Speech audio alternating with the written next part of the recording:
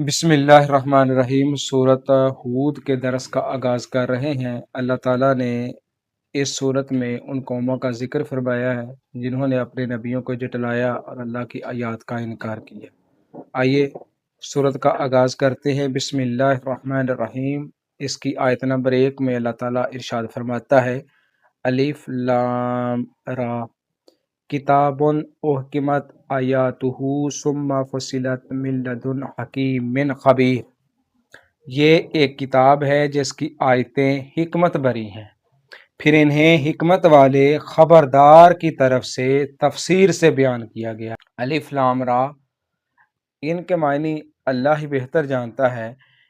کتاب احکمت آیاتہ، یہ ایک کتاب ہے جس کی آیتیں حکمت بری ہیں، جیسا کہ دوسری آیت میں اللہ تعالیٰ نے ارشاد فرمایا سورۃ یونس میں، تلک آیات الکتاب الحکیم، یہ حکمت والی کتاب کی آیتیں ہیں۔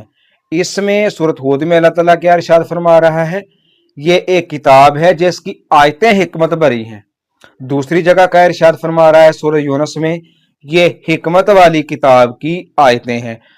بعض مفسرین نے فرمایا کہ احکمت کے معنی یہ ہیں کہ ان کی عبارت مستحکم اور پائیدار ہے۔ اس صورت میں معنی یہ ہوں گے کہ اس میں کوئی نقص اور خلل راہ نہیں پا سکتا، جیسے کوئی مضبوط اور پختہ عمارت ہو۔ اور حضرت عبداللہ بن عباس رضی اللہ تعالیٰ عنہ نے فرمایا، اس کا معنی یہ ہے کہ کوئی کتاب ان آیات کی ناسخ نہیں، جیسا کہ یہ آیتیں دوسری کتابوں اور شریعتوں کی ناسخ ہیں۔ ثم فصلت، پھر انہیں تفسیر سے بیان کیا گیا، یعنی سورت اور آیت آیت جدا جدا ذکر کی گئیں یا علیحدہ علیحدہ نازل ہوئیں، یا عقائد و احکام، مواعظ، واقعات اور غیبی خبریں، ان میں یہ تفسیر بیان فرمائی گئی ہے۔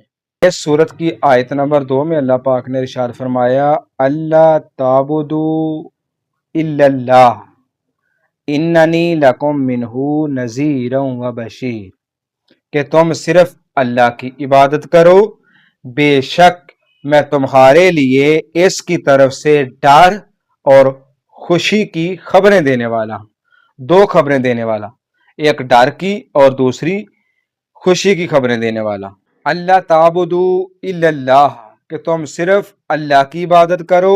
اس آیت کا ایک معنی یہ ہے کہ قرآن مجید ایک کتاب ہے جس کی آیتیں حکمت بری ہیں، پھر انہیں حکمت والے اور خبردار اللہ کی طرف سے تفسیر سے بیان کیا گیا تاکہ تم صرف اللہ تعالیٰ کی عبادت کرو اور اس کے علاوہ کسی اور کی عبادت کرنا چھوڑ دو۔ اس سے ثابت ہوا کہ قرآن مجید کو نازل کرنے کا اصلی مقصد یہ ہے کہ لوگ صرف اللہ تعالیٰ کی عبادت کریں، اور جس نے اللہ تعالیٰ کی عبادت نہ کی تو وہ ناکام و نامراد ہے۔